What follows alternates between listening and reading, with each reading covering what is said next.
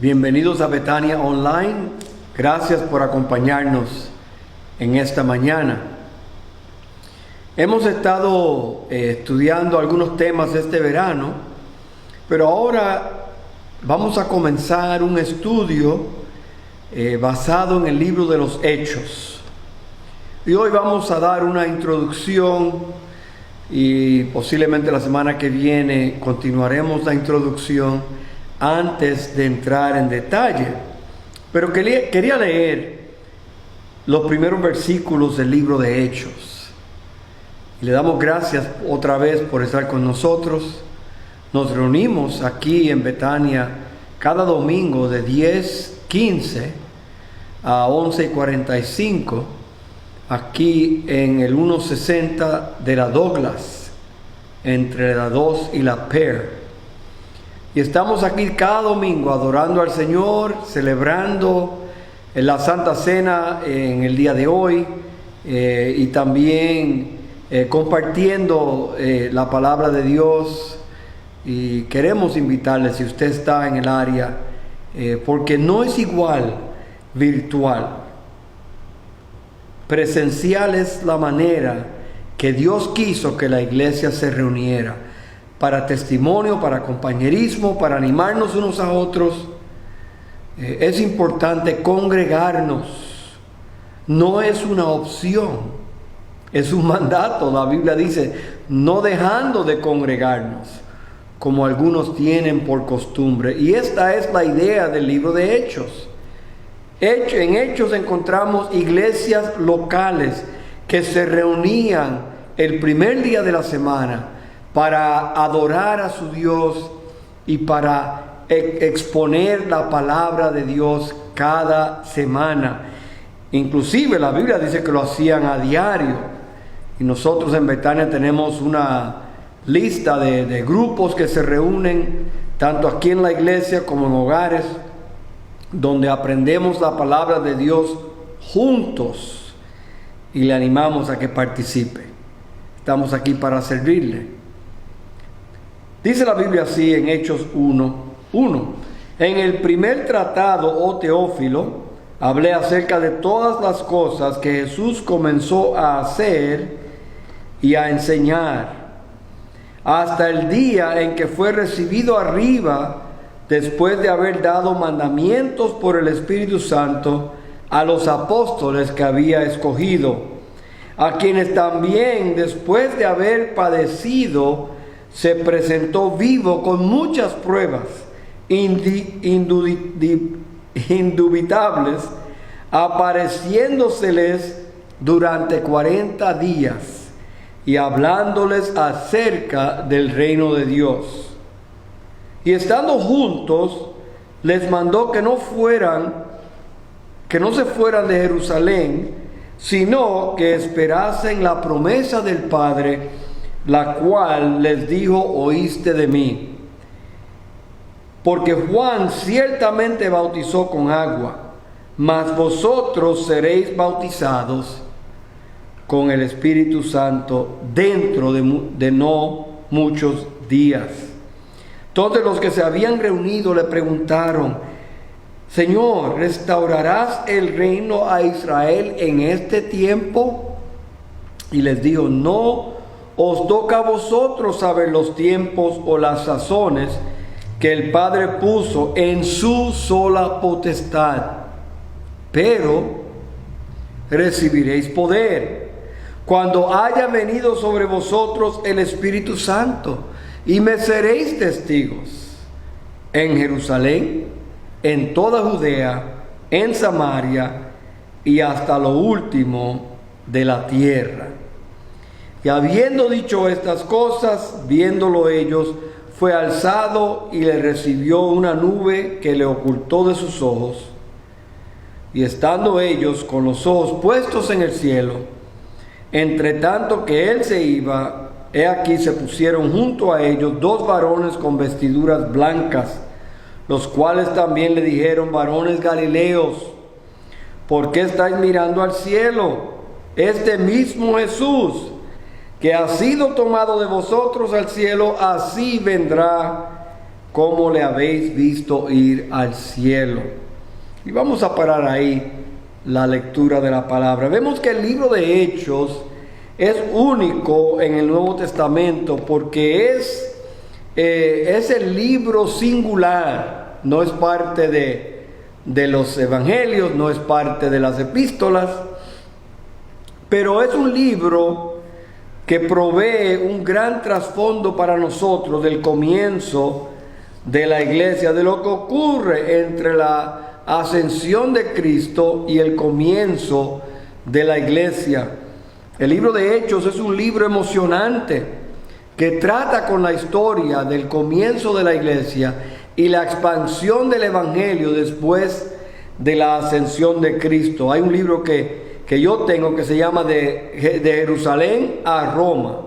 Es un comentario sobre el libro de Hechos, y fue como que la iglesia comienza en Hechos, en Jerusalén, y luego se expande a través de, como dice, hasta lo último de la tierra, y se expande hasta Roma, donde Pablo llegó. Pero también entendemos en el libro de Hechos que es un libro que nos enseña a nosotros tan importante las lecciones de la iglesia, del comienzo de la iglesia. La iglesia temprana le dio el nombre de los Hechos de los Apóstoles, aunque el título no es inspirado. Podría cambiarse a los Hechos del Espíritu Santo por medio de los apóstoles. Esos eran hombres cobardes, hombres con miedo, hombres escondiéndose. Pero después que llega el Espíritu Santo, después de la resurrección, estos hombres ahora tienen valor y ánimo para predicar el Evangelio y comenzar iglesias en el mundo conocido. Cuando uno estudia el libro de Hechos, es importante entender que es un libro histórico, similar a Primera de Reyes, Segunda de Reyes, Primera de Samuel, Segunda de Samuel, Primera y Segunda de Crónicas. Son libros de historia que tenemos que entender que solamente narran eventos mientras van ocurriendo. No significa que todos los eventos que vemos en libros históricos son para nosotros ponerlos en práctica. Fue una época de transición en la que los apóstoles todavía vivían y ministraban. La transición consiste en que se estaba abriendo la palabra de Dios y una relación con Dios, de ser primordialmente para los judíos, a ser parte del reino, pero después para todo el mundo, judío y gentil. La iglesia necesitaba un impulso y confirmación de Dios a cada paso para poder sobrevivir esta época de comienzo y transición. Algunas cosas que ocurrieron en este tiempo no son ocurrencias normativas que debemos buscar reproducir en la iglesia hoy en día. Hay gente que dice, yo soy de una iglesia del libro de Hechos, o algunos le llaman una iglesia apostólica. El problema con eso es cuál capítulo se está refiriendo usted, porque cambia. Por ejemplo, en el primer capítulo, a través del libro vemos milagros, sanidades, vemos que hablan en idiomas en el capítulo 2. Eso no son ocurrencias normativas para la iglesia de hoy. Era Dios confirmando el mensaje de los apóstoles a la iglesia, para comienzo de la iglesia. Por ejemplo, la forma en que se recibía el Espíritu Santo depende de donde usted está. En alguna ocasión la imposición de manos recibieron el Espíritu Santo. Otra vez, sin imposición de manos reciben el Espíritu Santo. Y en otra ocasión, una persona aparentemente inconversa Cornelio recibe el Espíritu Santo. Así que, cómo se recibe no es algo normal en este libro. Por lo tanto, es un libro de transición. Es la única fuente de información que tenemos acerca del comienzo de la iglesia y su historia más temprana. Como dije, es el puente entre los evangelios y las epístolas. Es una continuación de la historia que Lucas comenzó en su evangelio. Por todas estas razones y más, Hechos es un libro clave para el cristiano y para la iglesia. A veces la iglesia ha usado equivocadamente el libro de Hechos para justificar algunas doctrinas o prácticas que realmente no tienen fundamento bíblico. Hechos, aunque es un libro inspirado del Espíritu Santo, no es un libro didáctico, un libro de enseñanza doctrinal, sino una narración. Así que es necesario tener cuidado cuando interpretamos el libro para aplicarlo correctamente a la situación histórica y cultural que actualmente vivimos. Los libros didácticos son las epístolas, y de ahí aprendemos doctrina y enseñanza, no en el libro de Hechos. Por ejemplo, en el libro de Hechos se bautiza en el nombre de Jesús, pero el Señor Jesús dio la instrucción que debemos de bautizarlos en el nombre del Padre, del Hijo y del Espíritu Santo. ¿Cuál es normativo? Bueno, el mandamiento del Señor, no la práctica del libro de Hechos. Entonces tenemos que tener cuidado de no formar doctrina basada en el libro de Hechos. Nada puede detener, vemos aquí el mensaje de Hechos, es que nada puede detener la expansión del Evangelio de Jesús en el crecimiento de su iglesia, como sus seguidores capacitados por el Espíritu Santo y que son fieles a la enseñanza apostólica y la oración. Le voy a demostrar una tabla que preparé, que copié, la traduje en español para que usted pudiera tenerla, y es el libro de Hechos completo, un resumen. Dice: pero recibiréis poder cuando haya venido sobre vosotros el Espíritu Santo, y me seréis testigos en Jerusalén, en Judea, toda Judea, en Samaria y hasta lo último de la tierra. Hechos 1:8, el versículo clave del libro y quizás el bosquejo del libro. Por ejemplo, vemos el crecimiento de la iglesia en los capítulos 1 al 7 en Jerusalén. Vemos la iglesia en Judea y Samaria en el capítulo 8 al capítulo 12. Y del capítulo 13 al 28 vemos la iglesia hasta el fin del mundo. Vemos en cuanto al evangelio que están testificando en la ciudad en Hechos 1 al 8. Hechos 8 al 12 están testificando en las provincias. Hechos 13 al 28 están testificando en el mundo. El tema, Hechos 1 al 7, poder y progresión de la iglesia. Hechos 8 al 12, expansión de la iglesia. Y Hechos 13 al final, viajes misioneros y juicios de Pablo. La persona central del capítulo 1 al 7, Pedro. La persona central del capítulo 8 al 12, Felipe. Y la persona central en los últimos capítulos es Pablo. Noten la gente a que fue dirigida. Bueno, obviamente del 1 al 7 Pedro se dirige a los judíos, Felipe se dirige a los samaritanos y Pablo a los gentiles. La confirmación del Espíritu Santo fue en el capítulo 1 al 7, las lenguas o los idiomas conocidos que escucharon en Hechos 2. En el capítulo 8 al 10, idiomas conocidos en el capítulo 10. Y en el capítulo 19, idiomas conocidos. 3 veces el Espíritu Santo confirma el mensaje por idiomas conocidas. Personas que no conocían un idioma, ahora hablan en ese idioma para alcanzar a estas personas que entienden ese idioma. Era un propósito específico cuando hablamos del don de lenguas o el don de idiomas. Entonces, la duración del capítulo 1 al 7 son 2 años, la duración del capítulo 8 al 12 son 13 años, y la duración del 13 al 28 son 14 años. Sabemos que Pablo se convierte en el capítulo 9.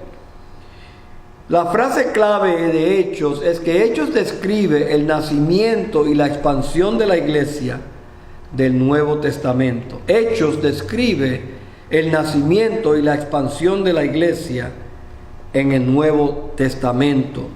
Entonces quiero que veamos en un mapa, cuando él dice: seréis mis testigos en Jerusalén, en toda Judea, en Samaria y hasta lo último de la tierra. Vemos que Jerusalén, bien pequeñito el área, y luego se expande a Judea y Samaria, y luego hasta lo último de la tierra se expande aún más, como vemos aquí en la gráfica que le estamos enseñando. Lo que comenzó como un grupo de seguidores miedosos en el aposento alto rápidamente creció a ser un ejército heroico de miles de discípulos, quienes intentan proclamar el mensaje poderoso de un mundo ansioso. Recuerden, un mundo que había estado en dominio, había estado dominado por otros países por 4 siglos. Primero por Babilonia, después por Persia, después por Grecia y ahora por Roma. Entonces los judíos aquí todavía bajo el dominio del imperio romano. Así que están ansiosos, esperando un Salvador, un Mesías. Y los apóstoles le van a predicar sobre este Mesías. Déjenme dar algunas observaciones del libro de Hechos. Lucas es el autor del Evangelio de Lucas, y el libro de los Hechos. El contenido combinado establece que Lucas escribió más del Nuevo Testamento que cualquier otro autor, más que Pablo. Pablo escribe 13 cartas, pero el contenido de Pablo no es tan voluminoso como el contenido de Lucas y Hechos. Sabemos que Lucas se dirige a este hombre Teófilo en los 2 libros. Él aparentemente es un investigador, Lucas, y empieza a investigar sobre Jesús para dirigirse a este Teófilo. Lucas usa más de 700 palabras no encontradas en los otros 25 libros del Nuevo Testamento. Lucas era un hombre educado, un médico. La Biblia le llama el médico amado, Pablo le llama. Lucas menciona 80 referencias geográficas. ¿Y por qué es importante eso? Porque las referencias geográficas nos dan el lugar que podemos confirmar era un lugar que existía, era un lugar donde Jesús caminó, donde los apóstoles caminaron. Y eso confirma cuando él menciona lugares geográficos, fechas, ministros, gobernantes, todo eso confirma la palabra de Dios para nosotros. Lucas relata 24 mensajes en el libro de Hechos en solo 28 capítulos. El nombre Espíritu Santo aparece 12 veces en Lucas y 41 veces en el libro de Hechos. Así que 53 veces Lucas usa el término Espíritu Santo. El resto del Nuevo Testamento solo 38 veces. Los otros 25 libros.